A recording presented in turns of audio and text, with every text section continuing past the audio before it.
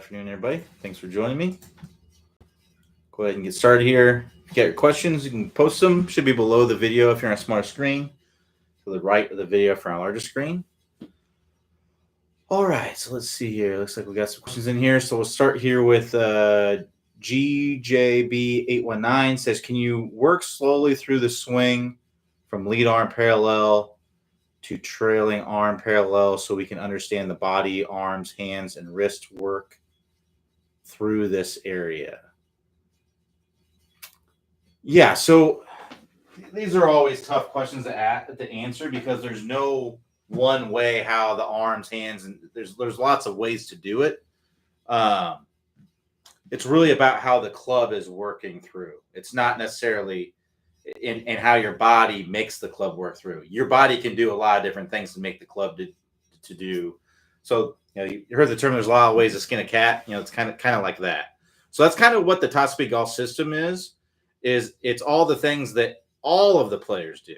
Every single player does these things, right? So every single player has a stable fluid spine. Every single player has a power turn. Every single player is getting lag. Every single player has a compression line. Every single player has a release that's in a certain area, right? Every single one of them. There's not a single player that I've ever looked at that plays for a living that isn't doing all of those things within a certain range, right? So for instance, like there's some players that release it a little bit earlier than others. So like a Martin Keimer, he releases it like 30 degrees out in front, and like a Dustin Johnson releases the club about 55 degrees out in front, right? Both are acceptable. Anything in that range, I would say, is acceptable. We say 45 degrees on the website because it's really the easiest. It's probably the average it's pretty close to the average of what we see. And then it's also a much easier angle to conceptualize, right? So if you look at a lot of those players, there's not one body, arms, hands, wrist that do things. There's some players that have more of a flexed wrist. So if you look at like a Victor Hovland, right? Victor Hovland has a very bowed wrist coming down. If you look at Matthew Fitzpatrick, he has a very cupped wrist coming down. So there's no one way. I wish I could just tell you, yep, this is the way every single player does it, but it's not true. I guess my question would be, why are you asking the question, right? So let's talk about why you're asking the question, and then I can help you from there. But there's no one way. That's everything that's outside of the top speed golf system is basically there are many ways to do it, and that's what the top speed golf system is all about. It's about the 5 things that matter the most, and then everything else is kind of like has to be your recipe to make it work. So Jeff Chase says, in an effort to keep my right elbow tucked in downswing, it seems to get stuck and glued on my right hip through impact, looks bent and out of position. Should the right arm be more extended from last parallel to impact? Can you talk about the right elbow positioning? So typically the right elbow is going to work for most players. It's going to work in front of the shirt seam slightly. So I'm going to have typically around 90 degrees or so of bend at the top. You see very few players. I don't really see any players that have a lot of bend in that right arm at the top. Typically, it's 90 degrees or a little bit less, right? And then that is going to be released somewhat as you come down to impact. Now, there's some players that have more of a straight, and this kind of goes back to what the other person was asking me. What is the wrist, the arm? What do they all do specifically? But there's no one thing, right? If you look at some players, there's going to be some players that have a very straight right arm at impact. And there's going to be some players that have more bend in their right arm at impact. If you look at Dustin Johnson, he has a lot of bend in his right arm at impact. If you look at Tiger, he doesn't have near as much bend in his right arm at impact. So a lot of it just depends. But it is, for every single player, it is going from a more bent position to a less bent position as they come down to impact. There's no player that has 90 degrees of bend at the top and then has 90 degrees of bend down here. It's it is releasing, right? It is moving. It is straightening out as we're coming into impact. Now, if that arm gets behind you, a lot of times if that arm gets behind you, what a lot of players will do is they'll stall their body to give give their arms an opportunity to get back in front. Not all players do that, but some players do that I see. But yeah, so what I would look at, and again, there's no one place where the elbow has to be, but what I would say, what I see with most tour players or most better players, that elbow is not getting way out there. It's usually more underneath the club at the top, and then it works down in front of the shirt seam, and as it's doing that, it's straightening out some, right? And then it comes into impact, it straightens out some amount, right? And then as we release it, it completely straightens it out, right? So that's typically what's happening when you look at most players. But there are some players that the elbow works behind them a little bit. Roy McIlroy would be a player like that. Jim Furyk would be a player like that. So it really just depends. But majority of players, you're going to see it's moving in front of the shirt seam. When I say the shirt seam, really, there's usually a seam that goes from kind of your armpit area down the middle of your shirt there. That's what I mean by shirt seam.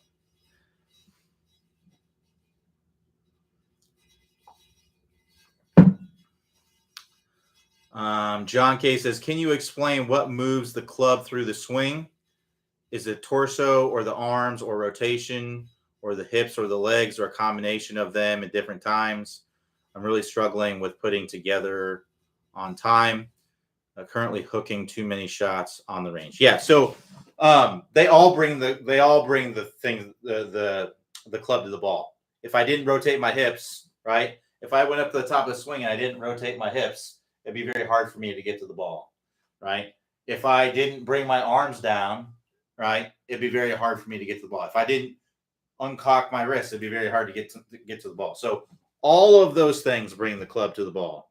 Your arms, your rotation of your body, your hips, your legs, which is aiding in the rotation of the body. There's not things that are happening at different times. They're all kind of happening in the downswing, right? So it's not like my hips go and then my arms go, then my wrists go, right? It's not. They're all happening at the same time in the downswing. So I'm starting my downswing. My hips are going. My legs are going. My arms are coming down. My wrist is bringing the club to the ball. They're all happening as they come down to the ball.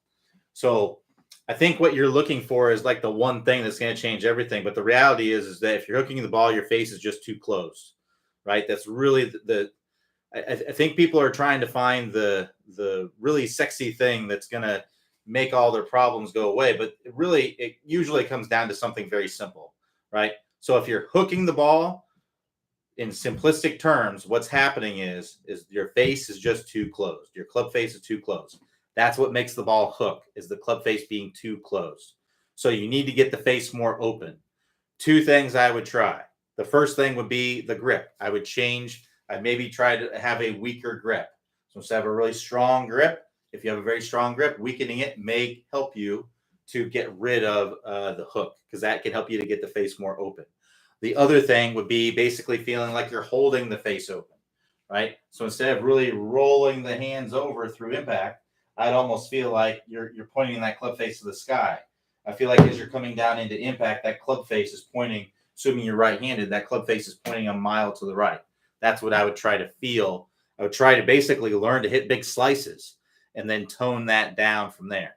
What makes the ball slice is the opposite of a hook. The face is too open. So get the face too open, slice the ball, then tone it down.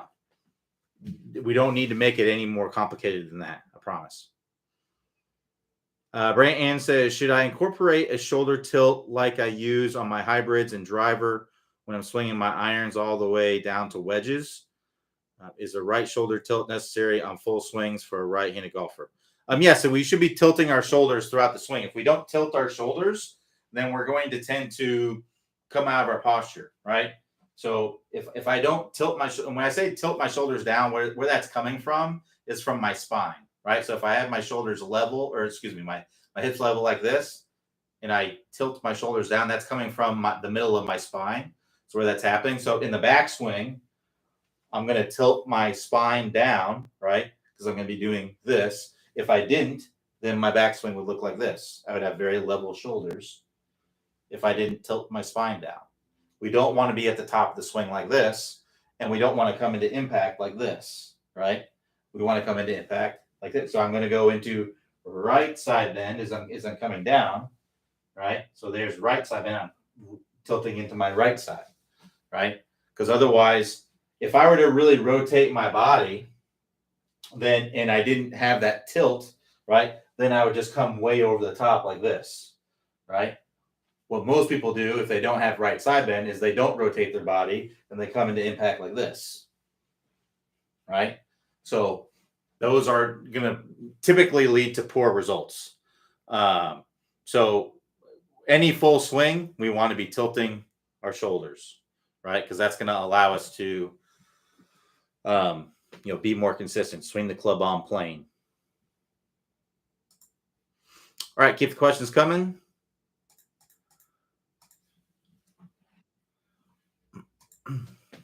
Jeff J says, yes, you are correct. My right elbow is staying on my shirt seam, and I need to flip my arms and hands to get back in front. Yeah, so a drill that you can do would be put your hand behind your elbow, right, and just make some one arm swings, right, going up to the top. You can see if I put my hand behind my elbow here, I can't move it back behind me, and just get comfortable making some swings like that, and then try to translate that to a normal swing.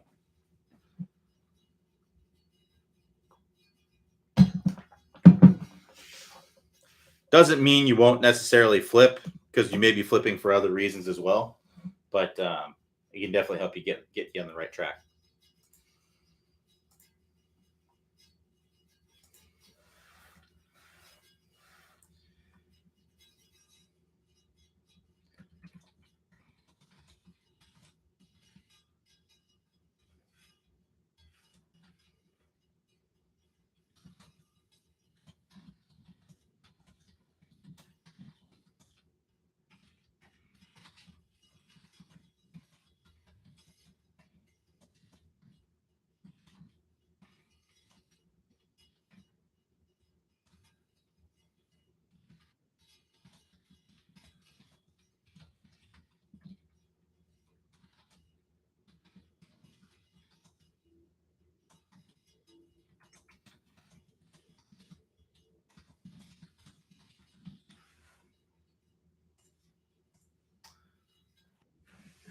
So Jeff J says, I also suck the club back on the inside and wonder if that is a start to the problem. It could be, but it'd be impossible for me to know without seeing your swing. Usually, it doesn't always, because usually the sucking the club inside makes the elbow go out away from you, not get behind you. So there's lots of players that brought the club inside. So that's one thing that I see a lot of people get stuck on. I see a lot of people have inside takeaways, and it's not always a bad thing. The only thing that really matters is how the club's coming down to the ball. That's it. That's the only thing that matters. So if you bring the club inside and then you bring the club down nicely to the ball, then great. That's 100% fine, and that's what Raymond Floyd does. So it certainly can be an issue, right? So if we bring the club inside and then we're kind of make that basically is a domino effect that leads to things happening in the downswing, then yeah, it certainly can be an issue, but it's not always a major issue. So Brant Ann says, Q, I was referring to a tilt on setup to the ball. Is that necessary? I guess it would make it easier. I tend to not set up for a swing that way on my shorter clubs. Is this bad practice? I would say on any full swing shot, you want to have some spine tilt away from the target, right? Any full swing shot that you take. For a shorter shot, you can be more straight up and down, but for any full swing shot, it's going to be, you want to have some spine tilt away from the target.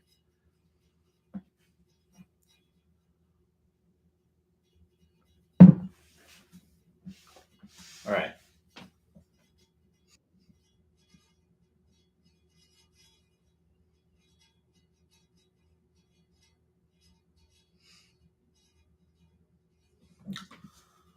No problem, Brant. Glad to help.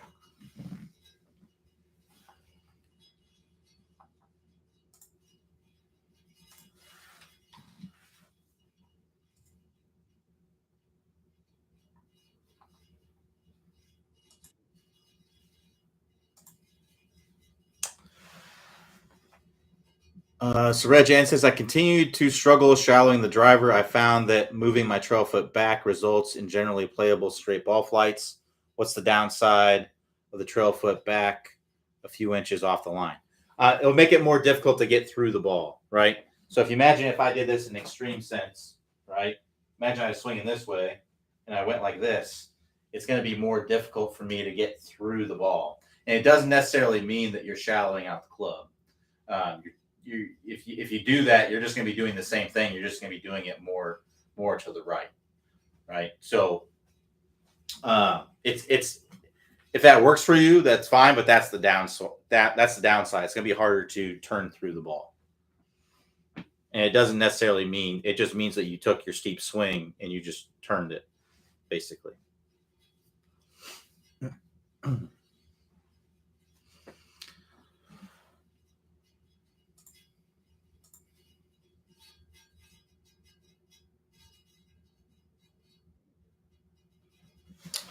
Rob C says, "What feels should I have to keep my trail shoulder from taking over and hitting pull hooks? Lead shoulder up instead of around." Hard to say what you need to feel because feel is relative.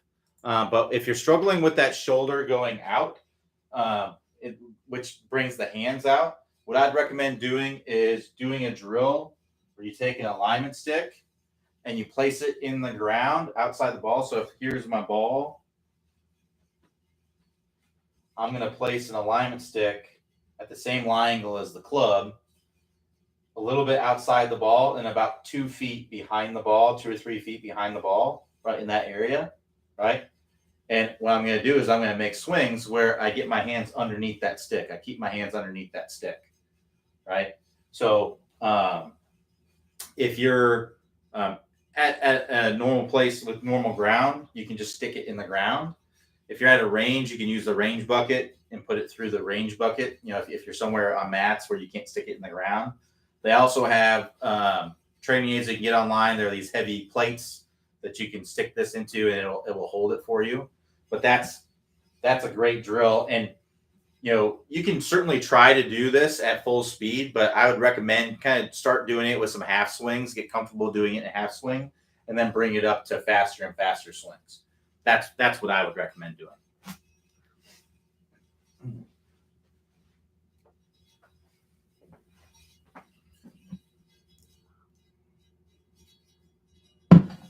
So it's most likely going to feel like the hands. I'd focus on getting the hands more behind you. Feel like those hands stay behind you and work more out to the right as opposed to like that. Because most likely what's going on is you're doing this as opposed to this, right? That's what we need to have. So the stick is at the same angle as the elbow plane. Yeah, it'll be pretty close to what the same angle as the elbow plane is. It's the same angle as the lie angle of the club, right? So if I'm using the driver, right, I'm gonna put the stick at the same angle here, right? So that way when I'm coming in, my hands are getting underneath that. It's kicking out to the ball, as opposed to this action. And like I said, just start out with slow swings. Slow, shorter swings. Build it up to faster and longer swings.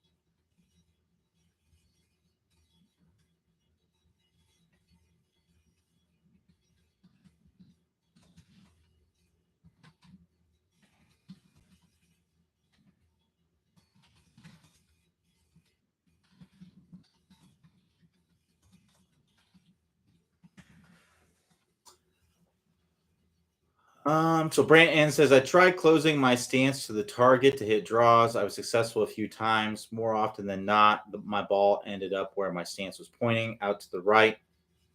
Straight shots, but away from the target. Is there a way to dial the open stance back, but still hit draws? Please explain. Yeah, so if the ball's not drawing, if the ball's just going kind of straight out to the right, that means that you're swinging your club in that direction, and then your club face is also in that direction. So if you want the ball to curve, if you want it to draw, you need to get the club face closed.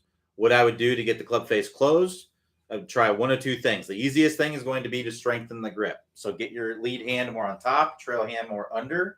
That's going to strengthen the grip. I would actually get to where you're hooking it, then tone it down to get a nice draw. The other thing that you can do, if you just really don't want to do a stronger grip, which is fine. It's usually the easiest thing to do, but it's fine if you don't want to do that. I'd really try to feel like the hands are rolling over and that club face is getting more closed as you're coming through. When you release it, I try to feel like that club face is pointing toward the ground.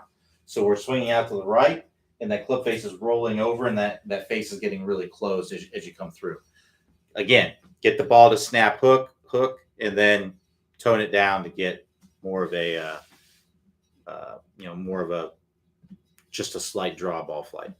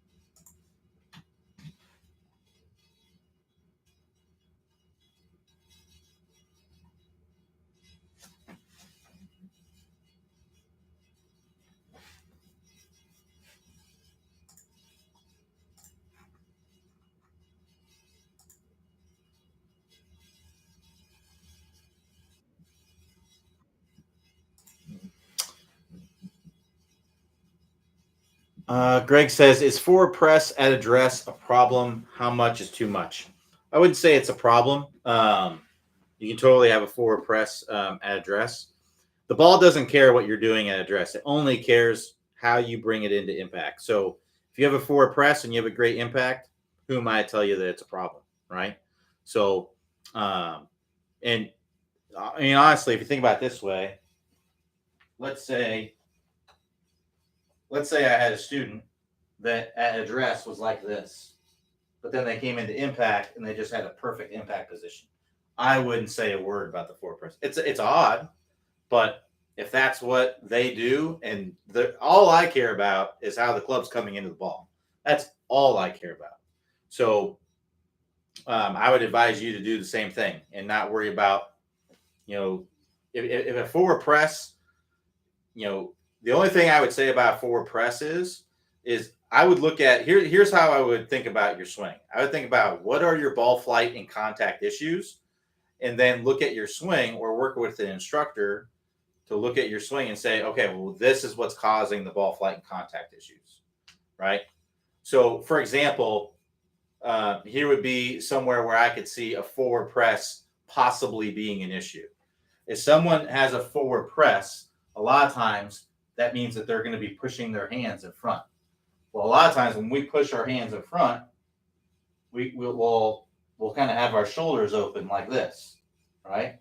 Not always. Like I can have my hands in front and have my shoulders closed, but sometimes when I see people, they'll have their shoulders open. Well, when their shoulders are open, they'll tend to come over the top and steep. That would be a situation where I would say, okay, let's tone down the forward press. Let's get those shoulders a little bit more square. And wherever the hands are with the shoulders are square, I'm 100% fine with it. And then from there, we can, we can probably most likely come in from the inside and make a better downswing. So that would be something, I'm just kind of making it up, but that could be a situation where I'd say, okay, yeah, forward press, a little bit too much there. But generally, it's usually it's not an issue. and no amount it really is too much. It's really about what it sets you. So your setup, you want your setup to set you up for a good backswing, and your backswing to set you up for a good transition, then downswing and impact, right? You want all those things to set you up nicely. So, that would be like the only time I would change a forward press would be if it's a domino effect that's leading to issues. So that's what I would look at. Brandon says, thanks. Is the closing stance technique used for people like me that will tend to not swing from in to out, or do the pros do this as well to hit draw shots? I would say generally they're usually not setting up closed unless they're trying to hit a big curve. So if you have a tour player that generally hits a draw is their standard ball flight. So like a Rory McIlroy isn't aiming his body way right at the target, right?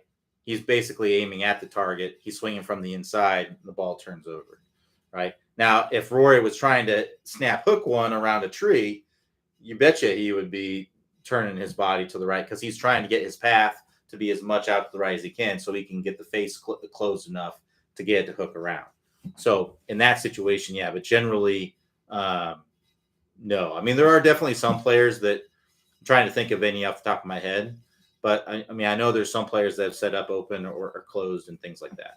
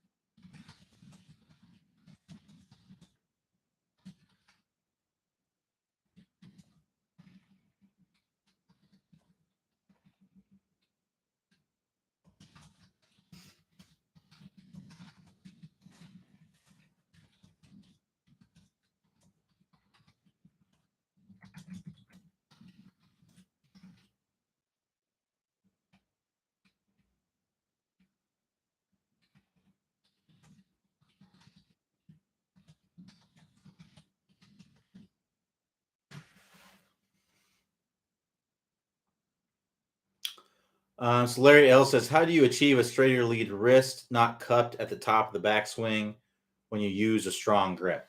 Well, if you use a strong enough grip, you actually don't need to, because then the face can get too closed. So let me talk a little bit about the club face and basically where I like to see it throughout the swing. So basically at club parallel, I like to see it pretty closely matching the spine, right? So if I bring it here, you can see how the club face is pretty closely matching the spine. When I bring it up to the top of the swing, I like to see it. If I move over here a little bit, you can see I like to see it a little bit close to the forearm. So if you have a very strong grip, so your lead hands more on top, right? Trail hands more under, and then I bring it up to the top of the swing, and I have a flat wrist. Well, that club face is very, very close, so that'd be like a flat wrist, right? So you can see how that club face is pointing off in that direction. It's very close to my forearm, right? That would actually be slightly close to my forearm, right? So you can see here I have a little bit of cupping in my wrist.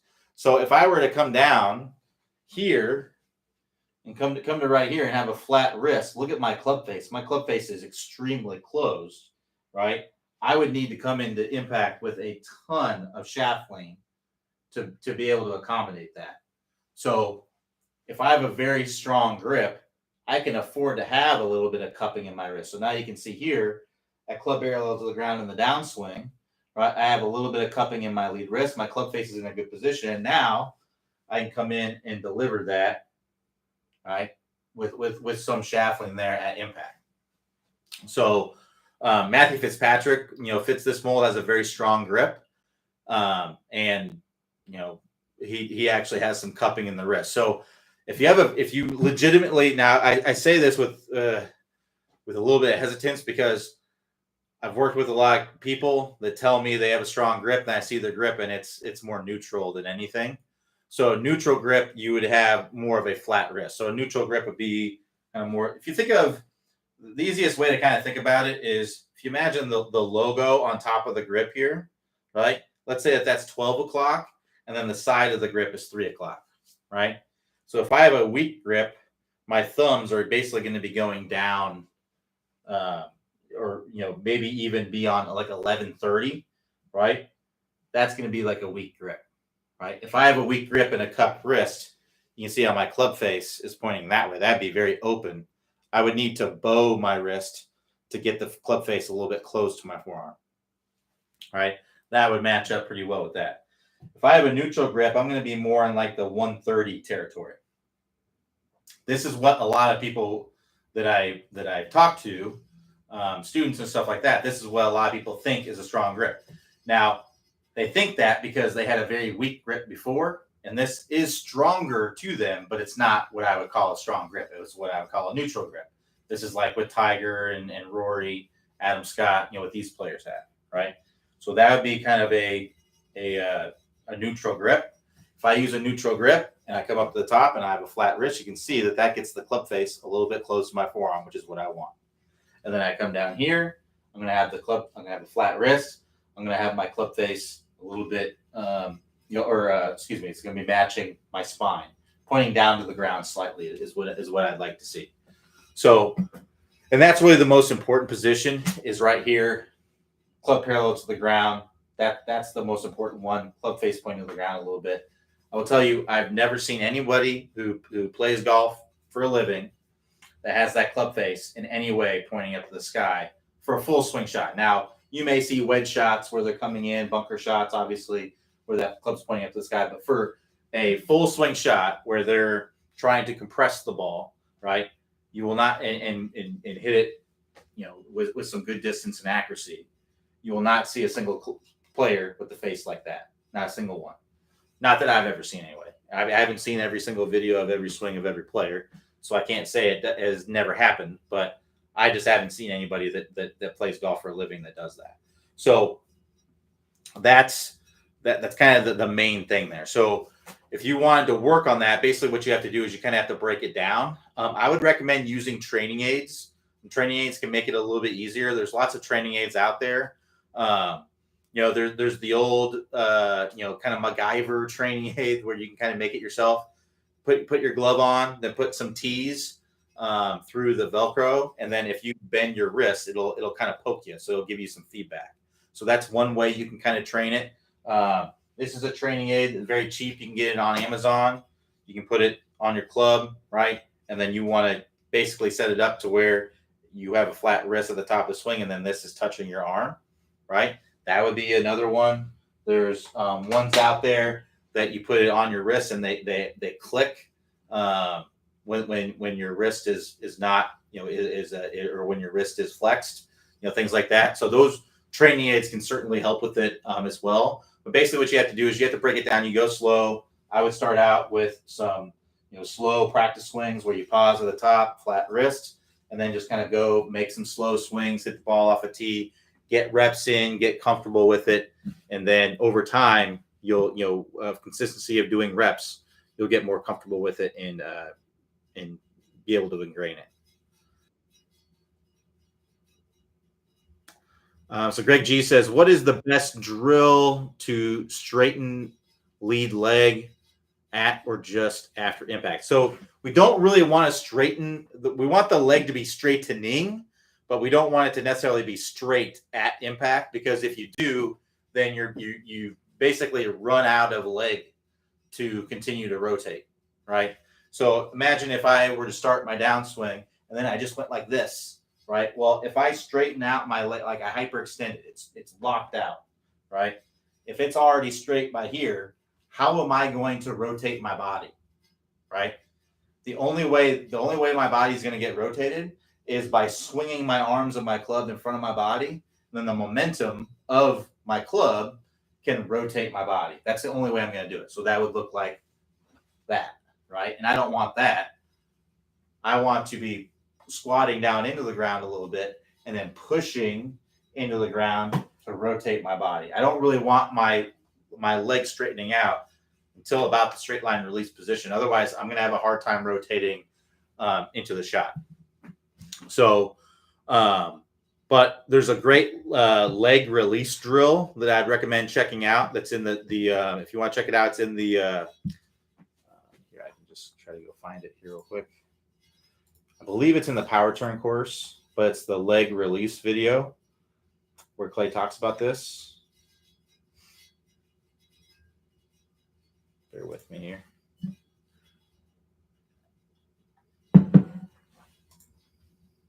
All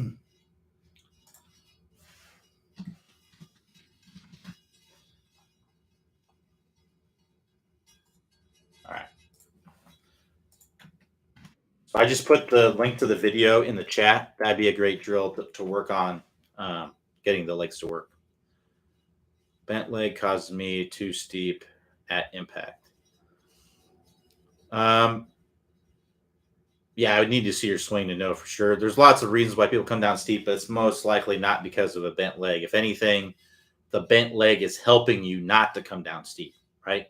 Because if we straighten out the leg, usually what happens is we rotate, right?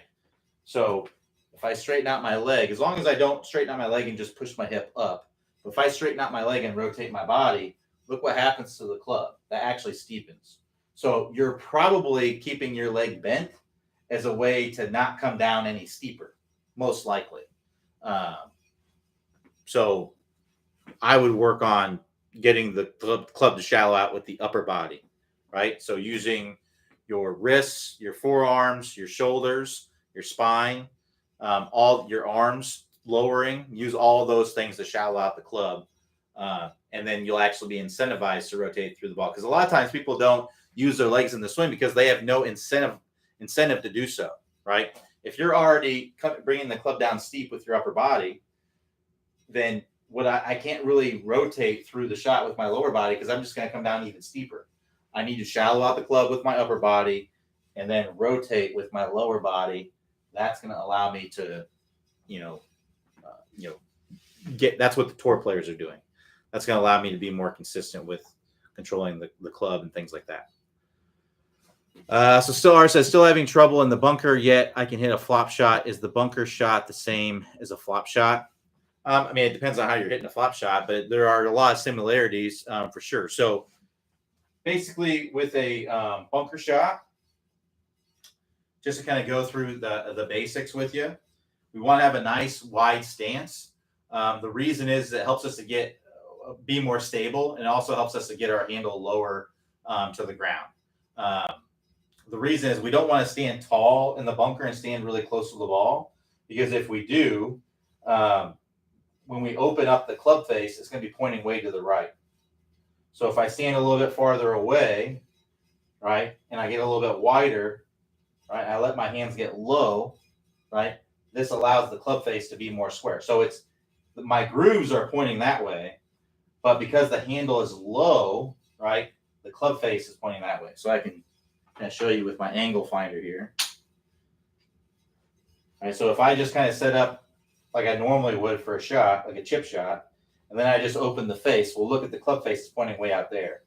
So if I widen my stance and get a little bit farther away from it, that allows me to get the hands lower. Now look at the club face. The club face is pointing toward the target. Now my club face is laid open, right? But the actual face, if you're looking at the direction the club face is pointing, it's pointing straight that way. It's toward the target. That's why when you look at tour players on TV, they look like they're aiming their feet right at the target, right? When they're in bunkers, when they're in fairway bunkers, that's because they are.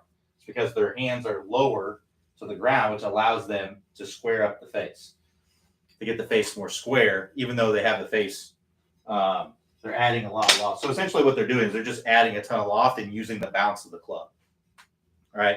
So Y stands for stability. We want to stand a little bit farther away from it. We want to get those hands nice and low, and we want to feel like we're coming in and we're using mostly wrists and arms, right? So I'm going to be mostly wrists and arms. I'm just going to turn my body a little bit, but it's going to be mostly wrists and arms. I'm going to really try to smack the sand and get the club to work underneath it. So when I come through, I want to finish with that club face kind of pointing toward me like that. So the bunker shot swing will look something like this, right? So I'm letting that club face turn back toward me. Now you can hit a flop shot like that. Typically not going to be that extreme typically, but that's what you do out of the bunker. You want to hit anywhere from 4 to 6 inches behind the ball. So there would be my ball. I'm going to set up right here, right? I'm going to bring it up. Now this is the only swing that you take where you're actually trying to release the club and almost like flip it. Like I would almost feel like I'm coming in like this. In fact, there's video of Tiger where he literally, you can see him, he does a little rehearsal before a bunker shot where he goes like that. That's what he's trying to feel. So if you're someone who already kind of flips in your swing, you probably don't need to feel that. But if you're someone who comes in and has some decent shaftling, you may want to feel kind of a flip through here, right? So I'm going to come in. I'm going to try to get that shaft to point toward me. I'm going to try to smack the sand. I'm going to hit about 4 to 6 inches behind the sand. A good drill that you can do is put some balls in the sand, put a line 4 inches behind, 4 inches in front. Then practice hitting the sand at the first line, exiting the sand at the other line. Make sure that you're swinging with enough speed to get because the sand provides a lot of resistance, right? So, we got to swing hard in order to get the club through the sand.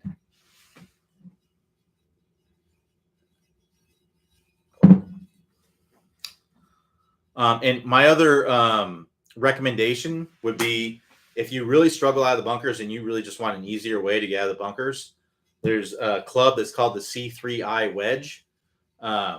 It works really well. You square up the face. It's basically a club that has a lot of loft on it already. It has like 65 degrees of loft, and it has an extreme bounce on it, right? So it's almost like you already have the club like laying open already. And it just makes it a little bit easier because you can just kind of aim at it and then just hit a little bit behind the ball and make sure you swing with a decent amount of speed with it, and it just makes things a little bit easier. The downside to a club like that is that it's not a very versatile club. It's mainly just good for maybe flop shots and bunker shots, greenside bunker shots. So, it wouldn't be a club that you would really use from like 50 yards out, like you would maybe, a sand wedge that you would also use in the bunker. So that's the only downside to the club. But honestly, if you don't care about carrying 15 clubs in your bag or whatever, and you're just out playing golf, having fun, you want things to be a little bit easier for you to get out of the bunker, why not? It's called C3I wedge. I don't know if they have them on sale right now or not, but it's the letter C, the number 3, the letter I, Charlie 3 indigo wedge. That's what I would check out. It works pretty well. Richard O says, can you suggest a mid-priced 5x4 practice mat to use in my backyard for hitting balls into a net a few times a week? To be honest with you, this isn't really my expertise, the golf mats. The one that we have at the studio, I mean, I don't really know if there's really expensive ones or there's ones that are more expensive, but it's I believe it's around a $500 mat, and it's called Country Club Elite, and it's held up really nicely. It is, the downsides I would say is it's pretty heavy. It's a fairly heavy duty mat. We've had it for several years and it's holding up really well.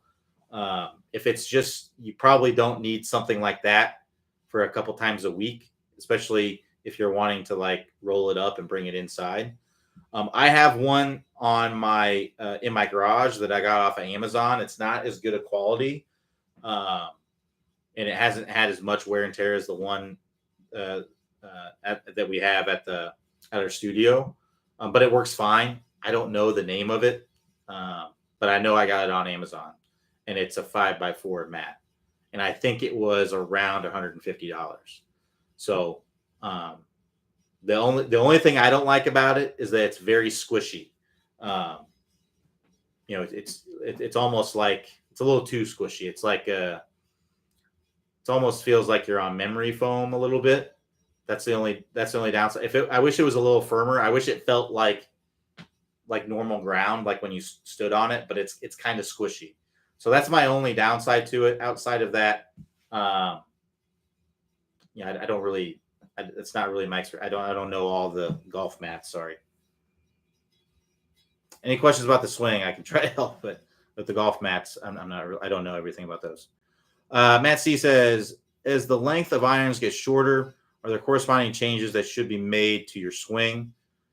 I get good compression on my longer irons, but as the clubs get shorter, I seem to get a lot of height on my wedges, and gaps between my clubs grows larger. Not really. I mean, you're mainly making the same swing. It's just that it's a shorter club versus a longer club. There's differences between driver and iron, but not between there really isn't much of a difference between like a 5-iron and a pitching wedge. Some players may put the ball a little bit more forward in their stance for longer irons, and maybe a little bit back in the stance, or comparatively back with a pitching wedge. But really, it's the same swing. If you're having gaps between your clubs, most likely you're probably an earlier releaser of the club. When you're an earlier releaser of the club, you'll tend to struggle more with the higher lofted clubs because you're adding so much loft to it, right? So if I hit a 5-iron and I come into impact like this, right? As long as I make good contact and hit it in the center of the face, it's going to feel compressed, right? And technically it is going to be more compressed than a higher lofted club because you're transferring more energy to the ball. So it's going to be more compressed because there's less loft.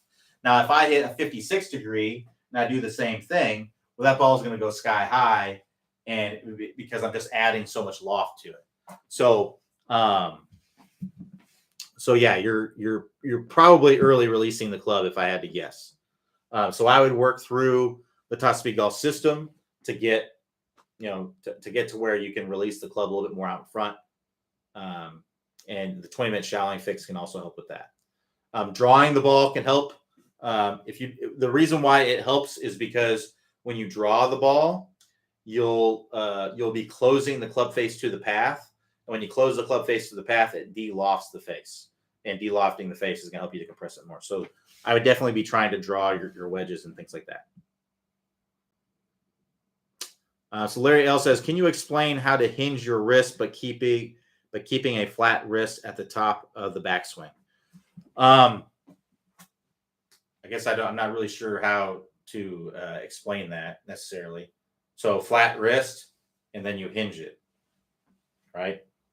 So I can hinge my wrist more if I cup my wrist, but I don't want to do that because that's going to open up my club face, right?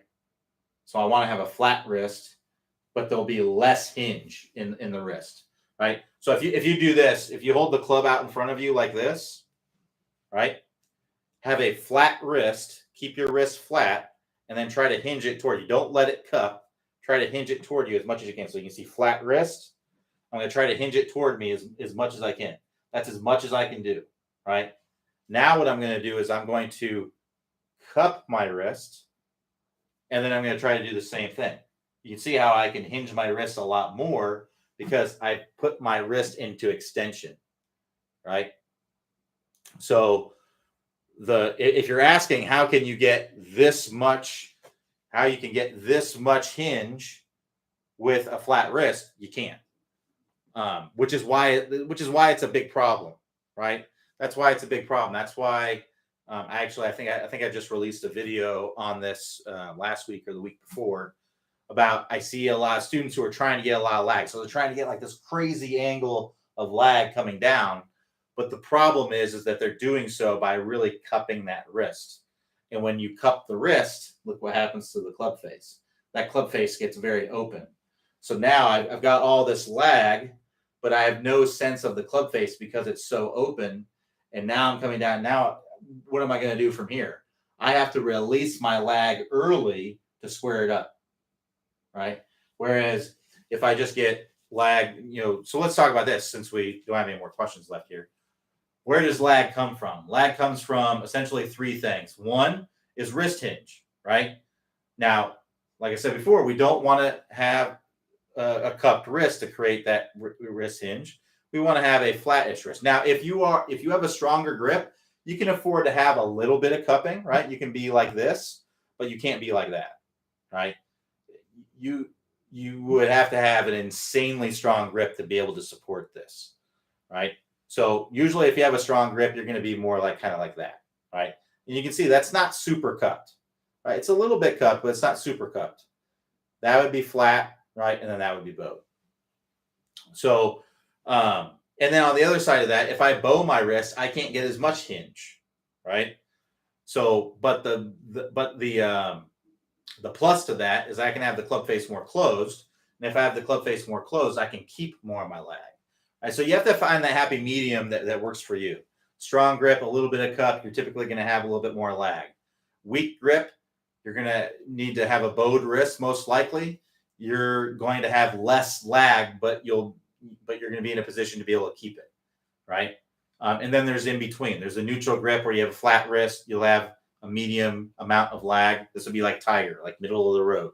So Tiger has a neutral grip, flat wrist. This is Tiger coming down, medium amount of lag, right? Sergio Garcia has very strong grip, crazy amount of lag coming down, right? So that's what works really well for him. So you have to find what works best for you. So where does lag come from? It comes from it comes from wrist hinge. This is radial deviation. I can have more radial deviation if I cup my wrist, but I typically don't want to do that too much. Right? If I have a strong grip, I can do it a little bit. If I have a neutral grip, I can't really do it at all and expect to come into impact with a tour level impact position, right? So let's just go middle of the road. Let's just show what it would look like middle of the road lag wise, right? So if I have a neutral grip, I have a flat wrist, that's as much as I can radially deviate, if that's even a word, my wrist here, right? I'm not an anatomy expert, so I know the terms, but I don't know if that's the right way to use it. So radially deviate my wrist. So you can just call that wrist hinge. You can see that's only roughly about 70 degrees or so of lag that I'm creating there, right? Now, the next thing that creates lag is shallowing out the club. So if I have the club like this, and then I go like that, I'm actually going to increase the appearance of the lag that I have, right? So again, here it is straight up and down. That's about 70 degrees. Now, I'm not lagging it anymore. All I've done is shallow club. All I've done is this, right? So that creates a sharper angle there, appearance-wise. And now the last thing is change of direction, right? So momentum of the club. So the club's going to have momentum moving in this direction, back behind me, back over my head. My hands are going to switch directions, and then that's going to create that momentum of the club head is going to keep going, and that's going to create a sharper angle, right? So if I put those things together, I put the thumbs up, keeping the wrist flat with a neutral grip, with shallowing out the club, with change of direction. Now I can create a pretty sharp angle of lag. Now I don't need to create a crazy sharp angle of lag. Like I said, Tiger's like this coming down, right? So you have to find what works best for you. But you're not going to get a crazy amount of wrist hinge without cupping the wrist, and we don't need a crazy amount of wrist hinge. It's really not necessary. If you look at a lot of players, if you look at Dustin Johnson has a very bowed wrist at the top. If you look at him, go to YouTube and search Dustin Johnson face on swing, right? If you pause him at lead arm parallel in the downswing, he looks like this, right? It's about a 90-degree angle between the arm and the shaft. The reason is because his wrist is super bowed. Anatomically, it's very difficult to get a lot of wrist angle from that position, right? But then you look at somebody like Sergio Garcia and compare them side by side.